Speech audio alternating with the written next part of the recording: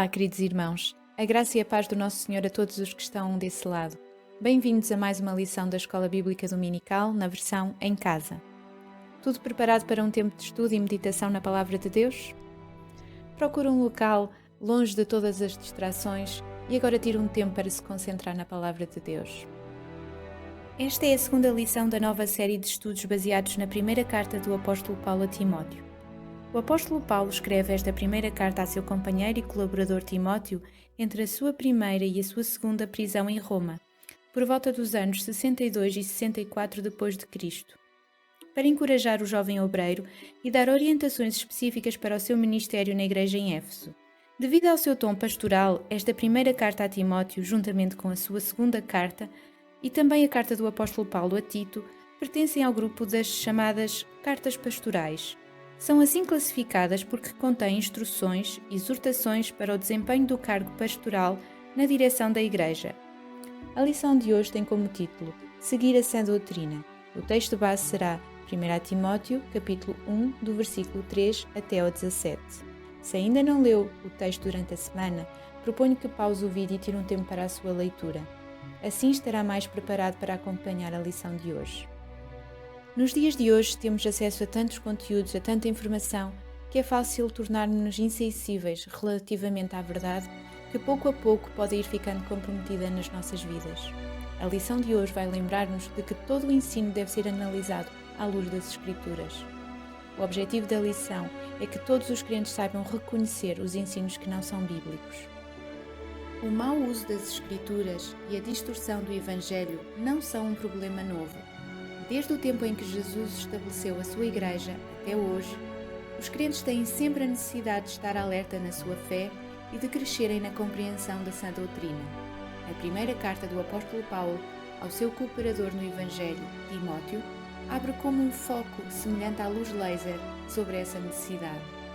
E porque a carta é a Sagrada Escritura, Deus fala através dela para mim e para si ainda hoje. Convido-o agora a orarmos juntos. Pai querido, te agradecemos pela tua palavra e porque nos dás a possibilidade de a estudarmos juntos, mesmo que virtualmente. Senhor, te pedimos que ilumines os olhos do nosso coração, para que possamos compreender a riqueza das verdades reveladas na tua palavra. Não somente possamos compreendê-las, mas também, Senhor, experimentá-las nas nossas vidas.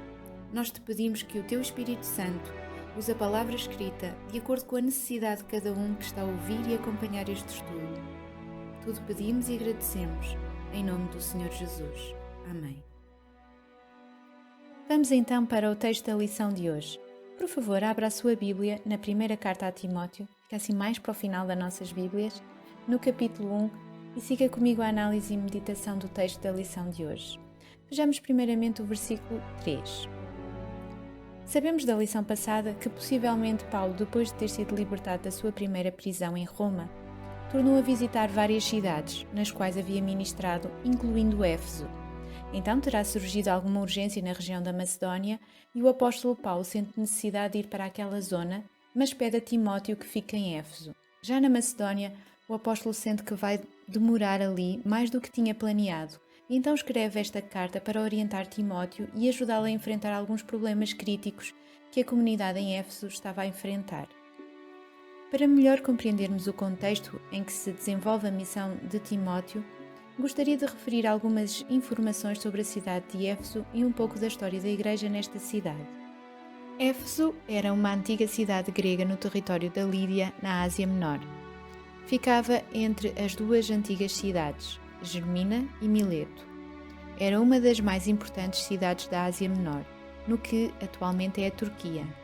Éfeso era a capital da Ásia proconsular, uma cidade rica e o principal porto da costa ocidental da Ásia Menor. A população da cidade era muito idólatra, pois ali ficava localizado o mundialmente conhecido Templo da deusa Diana, ou Templo da deusa Ártemis, em grego.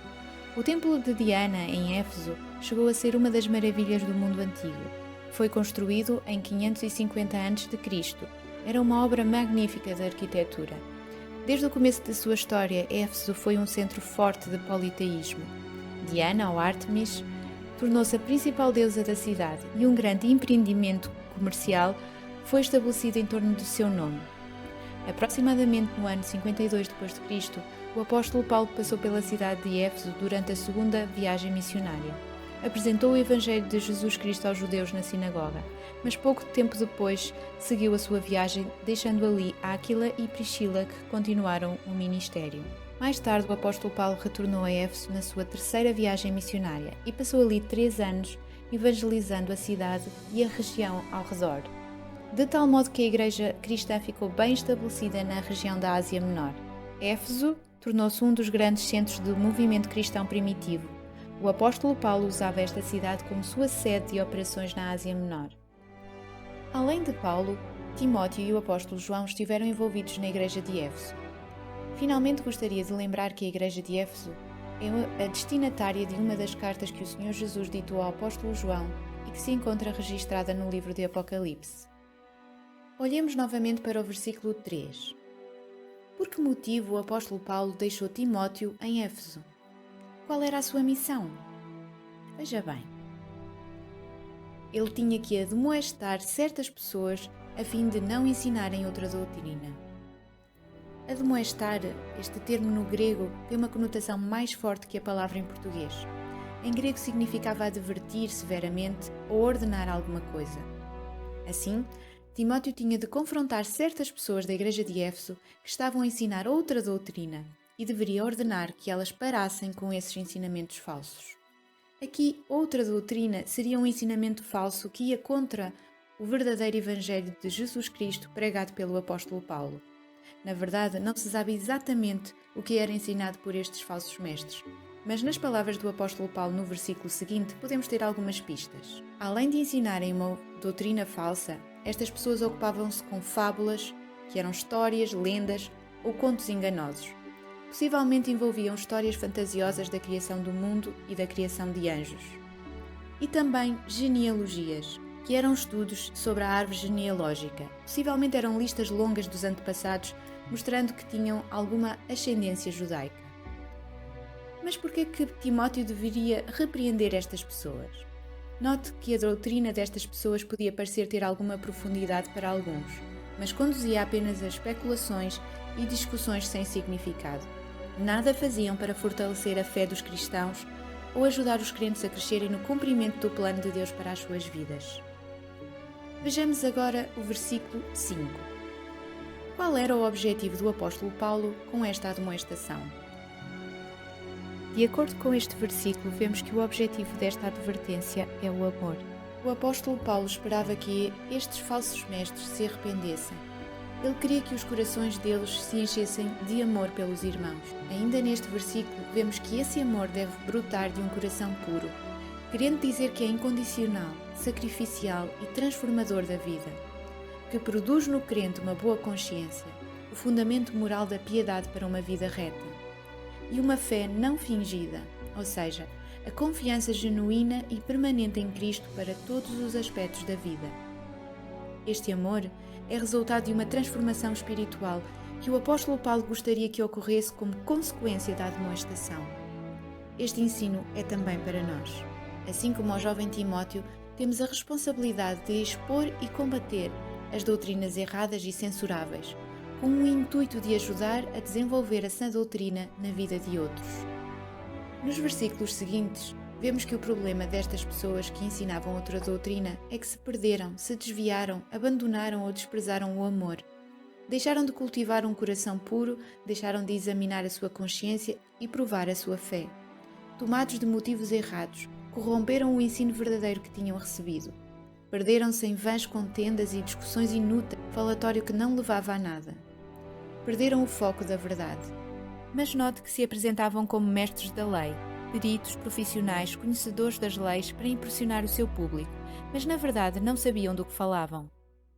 Nos versículos 8 a 10, vemos que o problema que Timóteo enfrentava não era com a lei, que o apóstolo Paulo lembrou que era boa. O problema estava nos supostos mestres que interpretavam mal e faziam mau uso da lei com motivações tortuosas. Note que o apóstolo Paulo usa o termo lei. Fica evidente que ele não se refere só aos 10 mandamentos, mas toda a legislação mosaica registada essencialmente no livro de Êxodo e Levítico. Aparentemente, eles estavam a ensinar aos crentes que deveriam guardar a lei de Moisés como condição para a salvação. Isto era um uso ilegítimo da lei. No versículo 8, o apóstolo Paulo deixa clara que a lei é boa, se utilizada de acordo com o propósito designado por Deus. Pois, na verdade, ela mostra a santidade de Deus, reflete o plano da salvação em Cristo, o ideal de Deus para uma sociedade. Mostra o que é certo e o que é errado. Ela é a referência. É a maneira de Deus mostrar o nosso pecado e apontar para Cristo como nosso Salvador. Gostaria de partilhar com os irmãos o que o apóstolo Paulo escreveu em Romanos 8, 1 e 2. Agora, pois, já nenhuma condenação há para os que estão em Cristo Jesus, porque a lei do Espírito da vida em Cristo Jesus te livrou da lei do pecado e da morte. O crente em Jesus Cristo já foi justificado diante de Deus, e ele é considerado um cumpridor da lei com base na justiça de Cristo. Não pesa sobre o cristão nenhuma condenação, falta ou culpa perante Deus, uma vez que o seu representante Jesus Cristo cumpriu a lei perfeitamente e sofreu em si mesmo o castigo que os nossos pecados merecem, tendo em conta a lei. A lei de Deus não nos condena mais.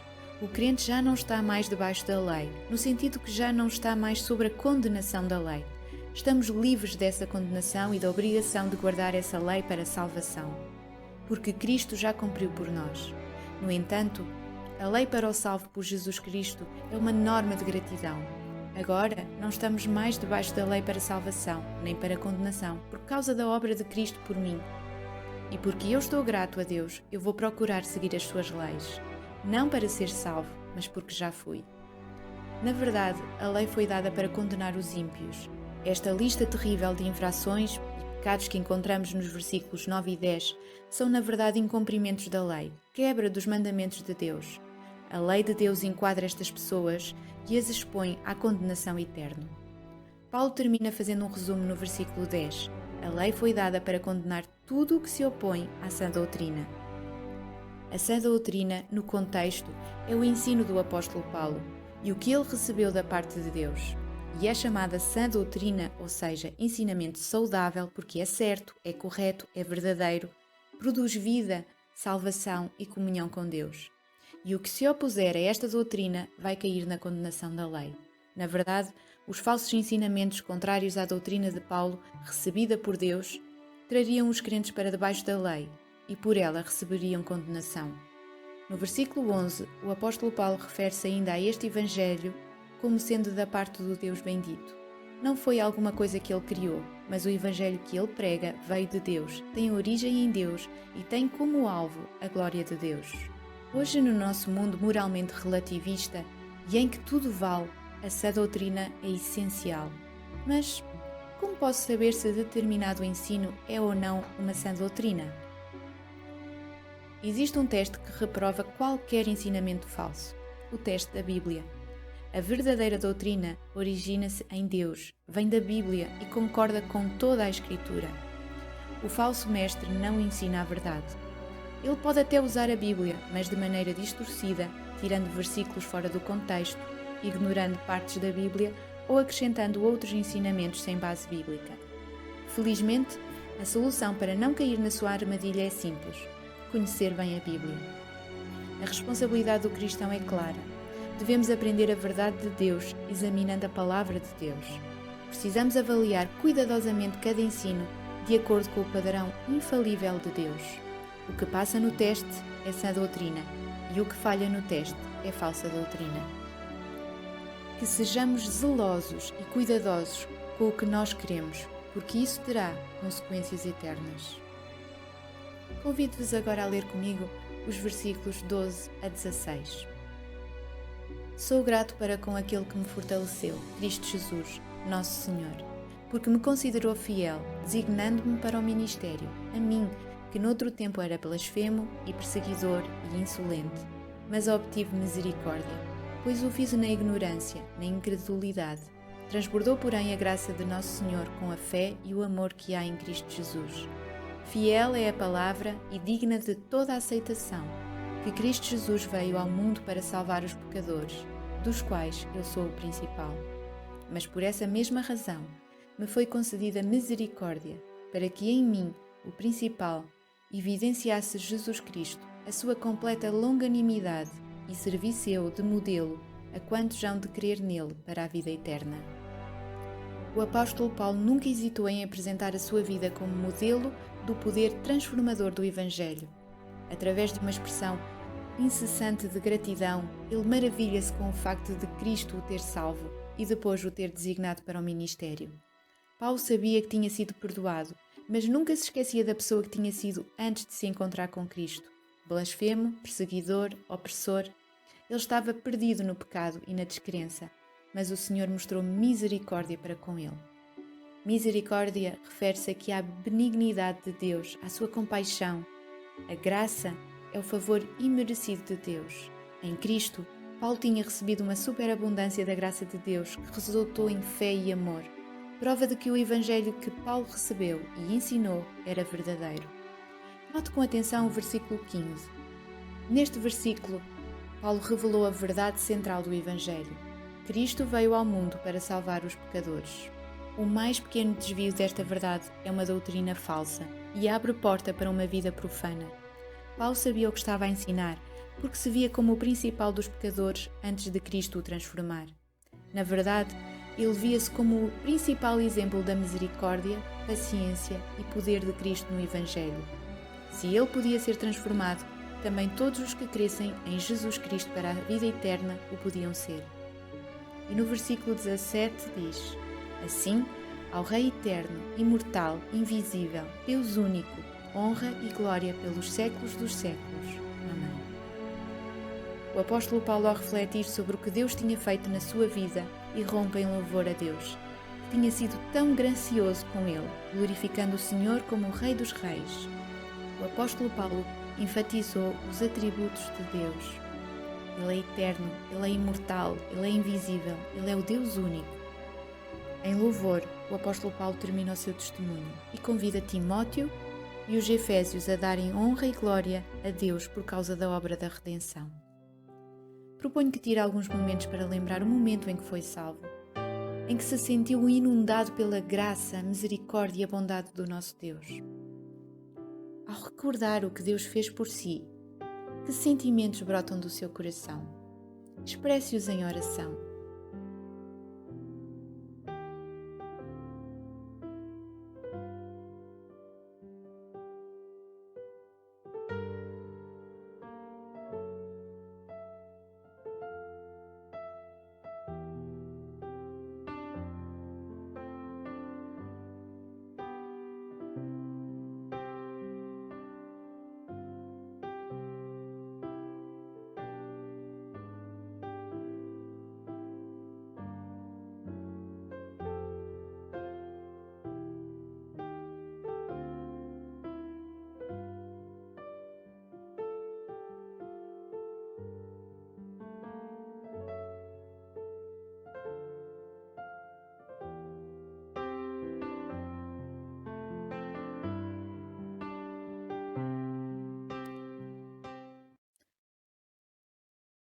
Para terminar, queria deixar um desafio. Pense, está pronto para dar o seu testemunho? Para exemplificar a graça de Deus na sua vida? Proponho que durante a semana prepare o seu testemunho, escreva-o em poucas palavras e ore e procure oportunidades para partilhar com alguém. Que Deus o abençoe. O título da lição da próxima semana é Agradar a Deus na Adoração. O texto base é 1 Timóteo, no capítulo 2, do versículo 1 a 15. Iremos refletir que atitudes é que agradam a Deus na adoração. Obrigada por estar desse lado. Que Deus lhe conceda uma boa semana, o abençoe e o proteja. Até para a semana.